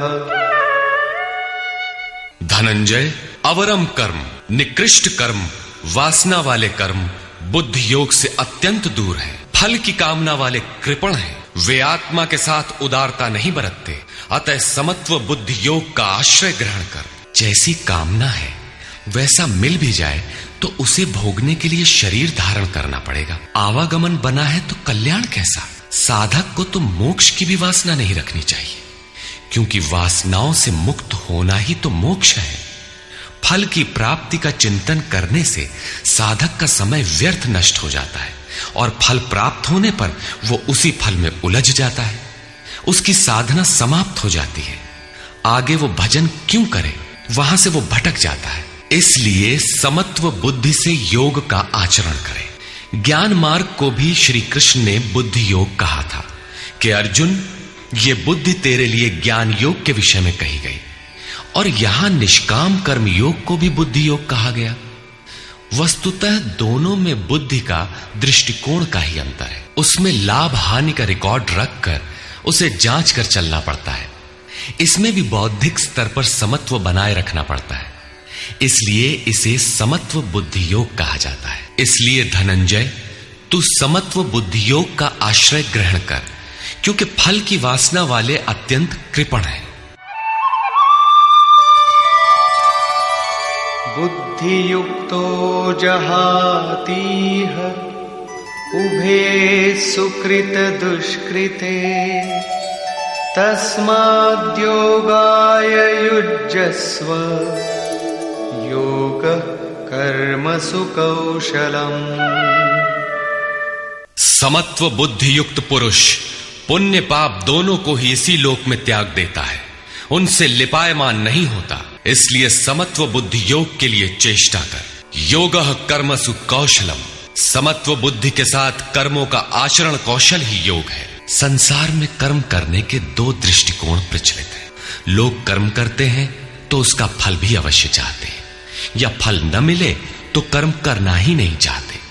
किंतु योगेश्वर श्री कृष्ण इन कर्मों को बंधनकारी बताते हुए आराधना को एकमात्र कर्म मानते हैं। इस अध्याय में उन्होंने कर्म का नाम मात्र लिया। अध्याय 3 के 9वें श्लोक में उसकी परिभाषा दी और चौथे अध्याय में कर्म के स्वरूप पर विस्तार से प्रकाश डाला। प्रस्तुत श्लोक में श्री कृष्ण ने सांसारिक परंपरा से हटकर कर्म करने की कला बताई कि कर्म तो करो श्रद्धा पूर्वक करो, किंतु फल के अधिकार को स्वेच्छा से छोड़ दो। फल जाएगा कहां? यही कर्मों के करने का कौशल है। निष्काम साधक की समग्र शक्ति इस प्रकार कर्म में लगी रहती है। फिर भी जिज्ञासा स्वाभाविक है कि क्या सदैव कर्म ही करते रहना है या इसका कुछ परिणाम भी निकलेगा? इसे देखें। कर्मजं बुद्धियुक्ता हि फलं त्यक्त्वा मनीषिणः जन्मबन्ध विनिर्मुक्ताः पदं गच्छन्त्यनामयम्। बुद्धि योग से युक्त ज्ञानी जन कर्मों से उत्पन्न होने वाले फल को त्याग कर जन्म और मृत्यु के बंधन से छूट जाते हैं। वे निर्दोष अमृतमय परम पद को प्राप्त होते हैं। अर्जुन की दृष्टि त्रिलोकी के साम्राज्य तथा देवताओं के स्वामीपन तक ही सीमित थी। इतने तक के लिए भी वो युद्ध में प्रवृत्त नहीं हो रहा था। यहां श्री कृष्ण उसे नवीन तथ्य उद्घाटित करते हैं कि आसक्ति रहित कर्म द्वारा अनामय पद प्राप्त होता है। निष्काम कर्म योग परम पद को दिलाता है, जहां मृत्यु का प्रवेश नहीं है। इस कर्म में प्रवृत्ति कब होगी?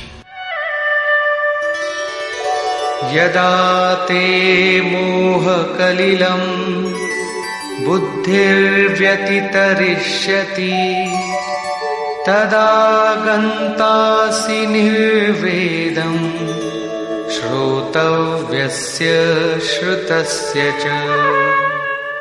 जिस काल में तेरी साधक की बुद्धि मोह रूपी दलदल को पूर्णतः पार कर लेगी, लेश मात्र भी मोह न रह जाए, उस समय जो सुनने योग्य है उसे तू सुन सकेगा और सुने हुए के अनुसार वैराग्य को प्राप्त हो सकेगा, अर्थात उसे आचरण में ढाल सकेगा। अभी तो जो सुनने लायक है उसे न तो तू सुन पाया है और आचरण का तो प्रश्न ही नहीं खड़ा होता। इसी योग्यता पर पुनः प्रकाश डालते हैं। श्रुति विप्रतिपन्ना ते यदा स्थास्यति निश्चला समाधावचला बुद्धि तदा योगमवाप्स्यसि।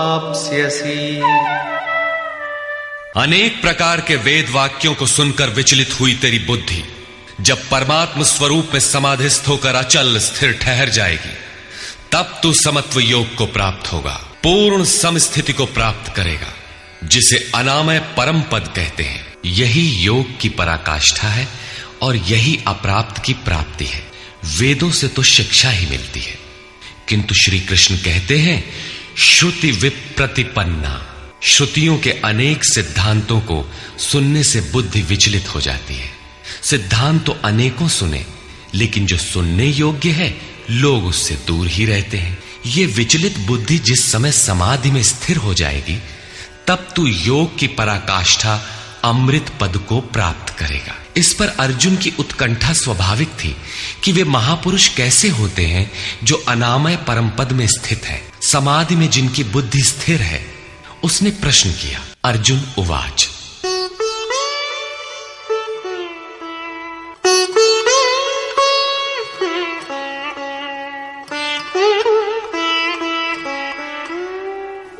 स्थितप्रज्ञस्य का भाषा समाधिस्थस्य केशव स्थितधिः किं प्रभाषेत किमासीत व्रजेत किम्।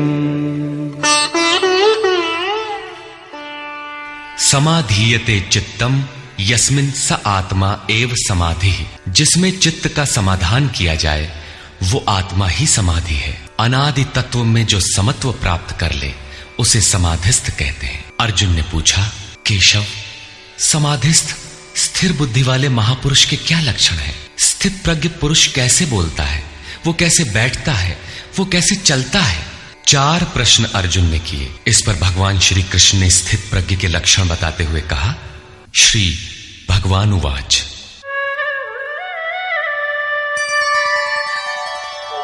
प्रजहाति यदा कामान् सर्वान् पार्थमनोगतान् आत्मन्येवात्मना तुष्टः स्थितप्रज्ञस्तदुच्यते।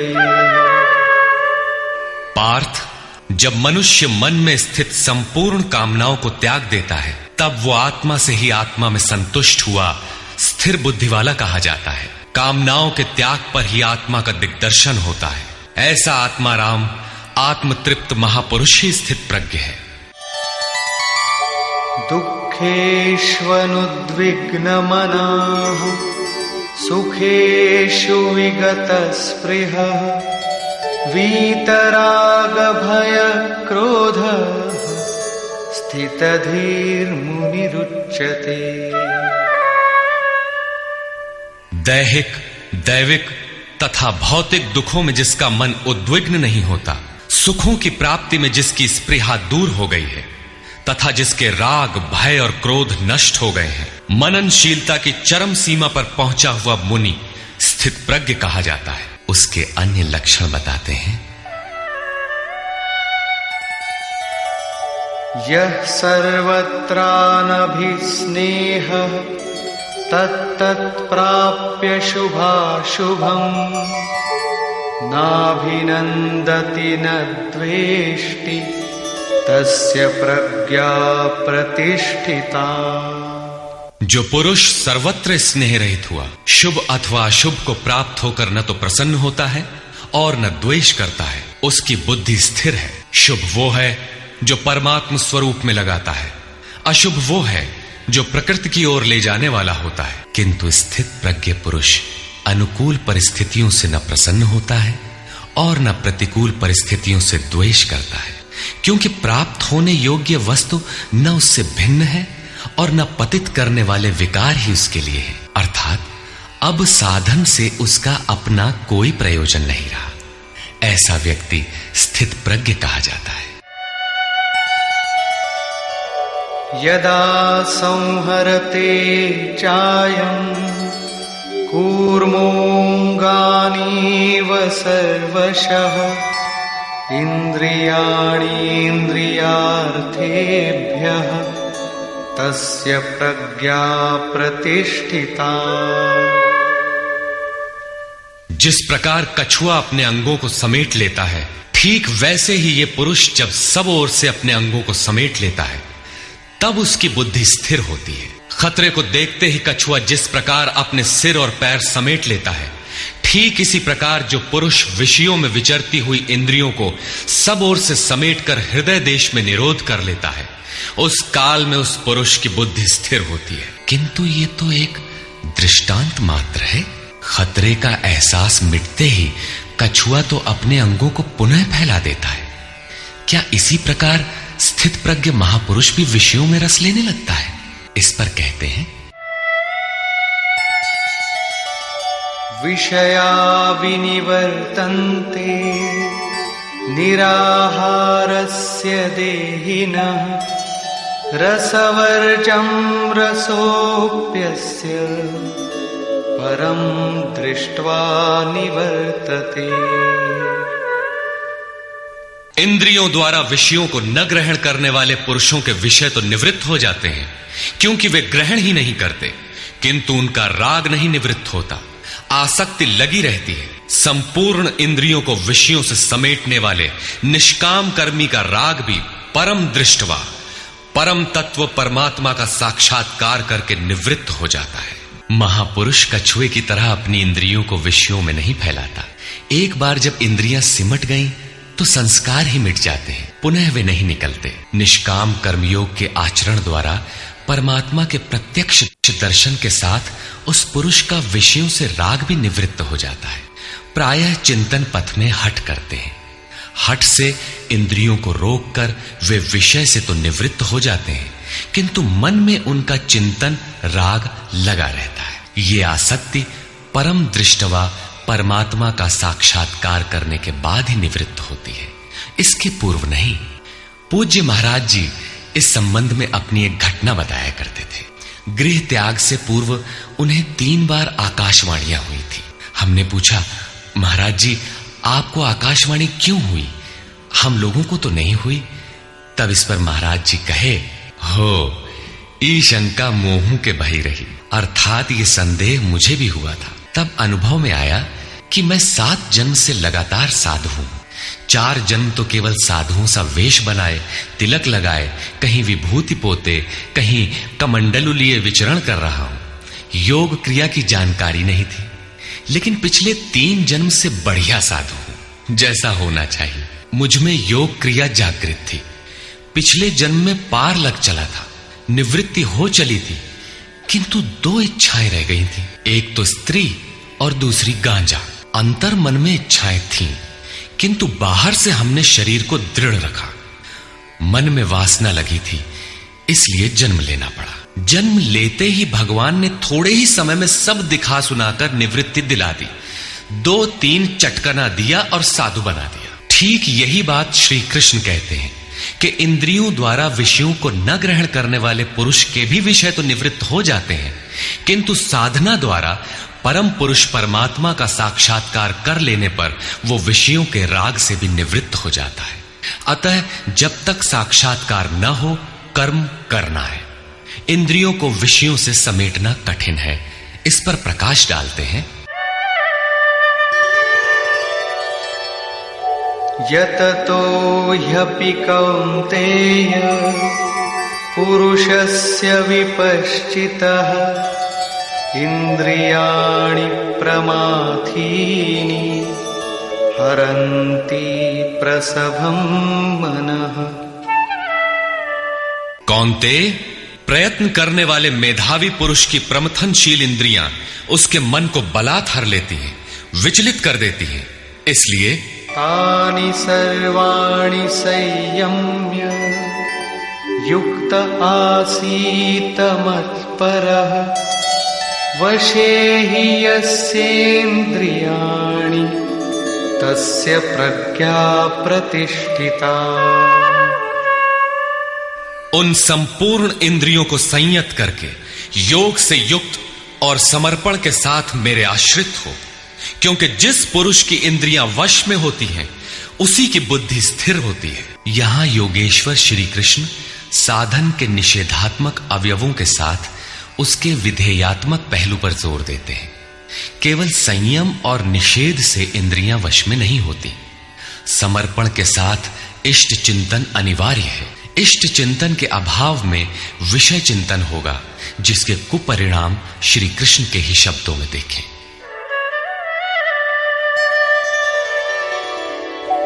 ध्यायतो विषयान् पुंसः संगस्तेषूपजायते संगात् संजायते कामः कामात् क्रोधोऽभिजायते। विषयों का चिंतन करने वाले पुरुष की उन विषयों में आसक्ति हो जाती है। आसक्ति से कामना उत्पन्न होती है। कामना पूर्ति में व्यवधान आने से क्रोध उत्पन्न होता है। क्रोध किसे जन्म देता है? क्रोधाद् भवति सम्मोहः सम्मोहात् स्मृति विभ्रमः स्मृतिभ्रंशात् बुद्धिनाशो बुद्धिनाशात् प्रणश्यति। क्रोध से विशेष मूढ़ता अर्थात अविवेक उत्पन्न होता है। नित्य अनित्य वस्तु का विचार नहीं रह जाता। अविवेक से स्मरण शक्ति भ्रमित हो जाती है, जैसा अर्जुन को हुआ था। भ्रमतीव च मे मनः। गीता के समापन पर उसने कहा, नष्टो मोह स्मृतिर्लब्धा। क्या करें क्या न करें, इसका निर्णय नहीं हो पाता। स्मृति भ्रमित होने से योग परायण बुद्धि नष्ट हो जाती है, और बुद्धि नाश होने से ये पुरुष अपने श्रेय साधन से च्युत हो जाता है। यहां श्री कृष्ण ने बल दिया है कि विषयों का चिंतन नहीं करना चाहिए। साधक को नाम, रूप, लीला और धाम में ही कहीं लगे रहना चाहिए। भजन में ढील देने पर मन विषयों में जाएगा।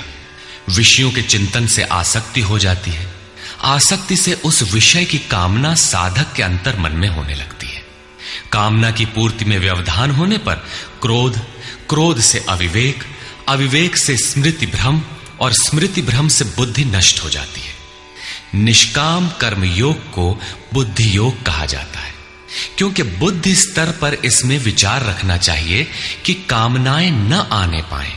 फल है ही नहीं, कामना आने से यह बुद्धि योग नष्ट हो जाता है। साधन करिय विचारहीन, मन शुद्ध होए नहीं तैसे।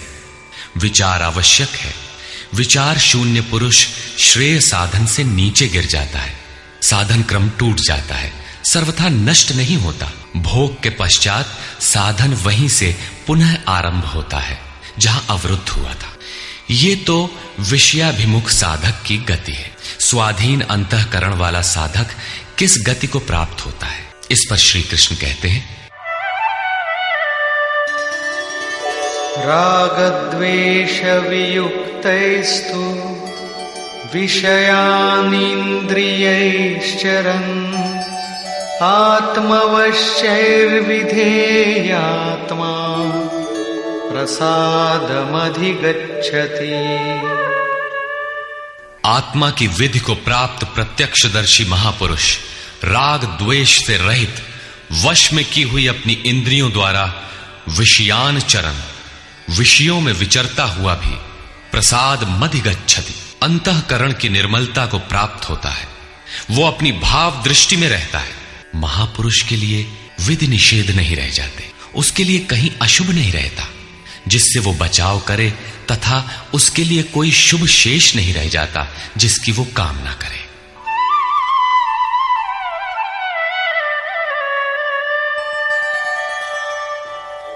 प्रसादे सर्वदुःखानां हानिरस्योपजायते प्रसन्नचेतसो याशु बुद्धिः पर्यवतिष्ठते। भगवान के पूर्ण कृपा प्रसाद भगवत्ता से संयुक्त होने पर इसके संपूर्ण दुखों का अभाव हो जाता है। दुःखालयम अशाश्वतम, संसार का अभाव हो जाता है और उस प्रसन्न चित्त वाले पुरुष की बुद्धि शीघ्र ही अच्छी प्रकार स्थिर हो जाती है। किंतु जो योग युक्त नहीं है उनकी दशा पर प्रकाश डालते हैं। नास्ति बुद्धिरयुक्तस्य न चायुक्तस्य भावना न चाभावयतः शान्तिः अशान्तस्य कुतः सुखम्। योग साधन रहित पुरुष के अंतःकरण में निष्काम कर्मयुक्त बुद्धि नहीं होती। उस अयुक्त के अंतःकरण में भाव भी नहीं होता। भावना रहित पुरुष को शांति कहा और अशांत पुरुष को सुख कहा। योग क्रिया करने से कुछ दिखाई पड़ने पर ही भाव बनता है। जाने बिनु ना होई प्रतीति, भावना बिना शांति नहीं मिलती। और शांति रहित पुरुष को सुख अर्थात शाश्वत सनातन की प्राप्ति नहीं होती। इंद्रियाणां हि चरतां यन्मनोनुविधीयते तदस्य हरति प्रज्ञां वायुर्नावमिवाम्भसि। जल में नाव को जिस प्रकार वायु हरण करके गंतव्य से दूर कर देता है, ठीक वैसे ही विषयों में विचरण करती हुई इंद्रियों में जिस इंद्रिय के साथ मन रहता है, वो एक ही इंद्रिय उस अयुक्त पुरुष की बुद्धि को हर लेती है। अतः योग का आचरण अनिवार्य है। क्रियात्मक आचरण पर श्री कृष्ण पुनः बल देते हैं।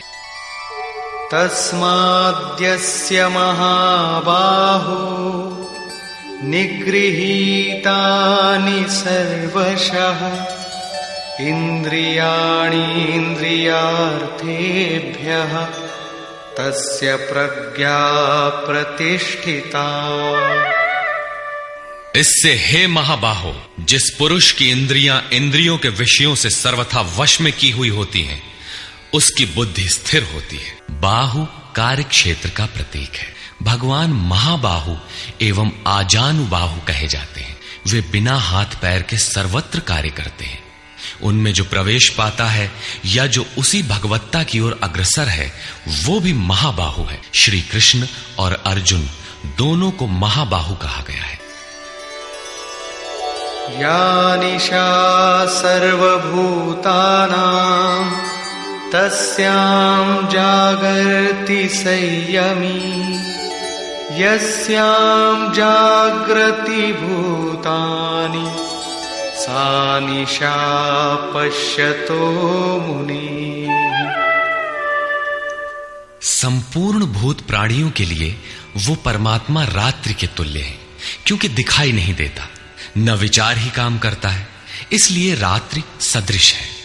उस रात्रि में परमात्मा में संयमी पुरुष भली प्रकार देखता है, चलता है, जागता है, क्योंकि वहां उसकी पकड़ है।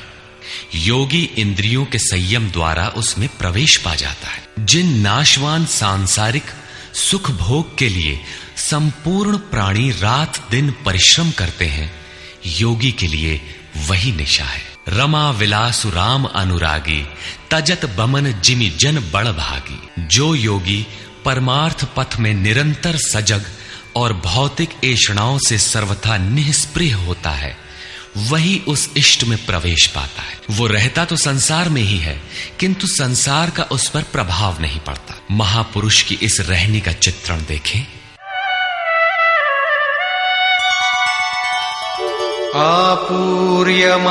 आपूर्यमाणमचल प्रतिष्ठम् समुद्रमापः प्रविशन्ति यद्वत् तद्वत् कामायं प्रविशन्ति सर्वे स शान्तिमाप्नोति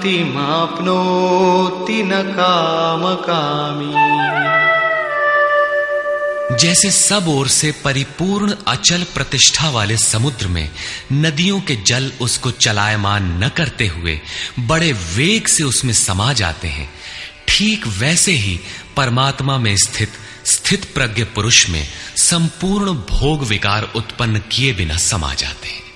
ऐसा पुरुष परम शांति को प्राप्त होता है, न कि भोगों को चाहने वाला। भयंकर वेग से बहने वाली सहस्त्रों नदियों के स्रोत फसल को नष्ट करते हुए, हत्याएं करते हुए, नगरों को डुबाते हुए, हाहाकार मचाते हुए बड़े वेग से समुद्र में गिरते हैं, किंतु समुद्र को न 1 इंच ऊपर उठा पाते हैं और न गिरा ही पाते हैं, बल्कि उसी में समाहित हो जाते हैं। ठीक इसी प्रकार स्थित प्रज्ञ महापुरुष के प्रति संपूर्ण भोग उतने ही वेग से आते हैं, किंतु समाहित हो जाते हैं। उन महापुरुषों में न शुभ संस्कार डाल पाते हैं न अशुभ। योगी के कर्म अशुक्ल और अकृष्ण होते हैं, क्योंकि जिस चित्त पर संस्कार पड़ते हैं उसका निरोध और विलीनीकरण हो गया। इसके साथ ही भगवत्ता की स्थिति आ गई। अब संस्कार पड़े भी तो कहां।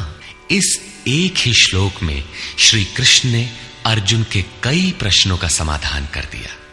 उसकी जिज्ञासा थी कि स्थित प्रज्ञ महापुरुष के लक्षण क्या हैं, वो कैसे बोलता है, कैसे बैठता है, कैसे चलता है। श्री कृष्ण ने एक ही शब्द में उत्तर दिया कि वे समुद्रवत होते हैं। उनके लिए विधि निषेध नहीं होता कि ऐसे बैठो और ऐसे चलो। वे ही परम शांति को प्राप्त होते हैं, क्योंकि वे संयमी हैं। भोगों की कामना वाला शांति नहीं पाता। इसी पर पुनः बल देते हैं। विहाय कामान्यः सर्वान् पुमांश्चरति निःस्पृहः निर्ममो निरहंकारः स शान्तिमधिगच्छति। जो पुरुष संपूर्ण कामनाओं को त्याग कर निर्ममः, मैं और मेरे के भाव तथा अहंकार और स्पृहा से रहित होता हुआ बरतता है, वो उस परम शांति को प्राप्त होता है जिसके बाद कुछ भी पाना शेष नहीं रह जाता।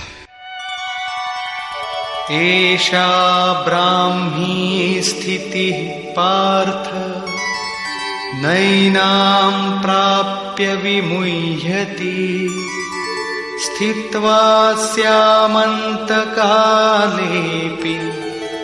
ब्रह्मनिर्वाणमृच्छति। पार्थ, उपर्युक्त स्थिति ब्रह्म को प्राप्त हुए पुरुष की स्थिति है। समुद्रवत उन महापुरुषों में विषय नदियों की तरह समा जाते हैं।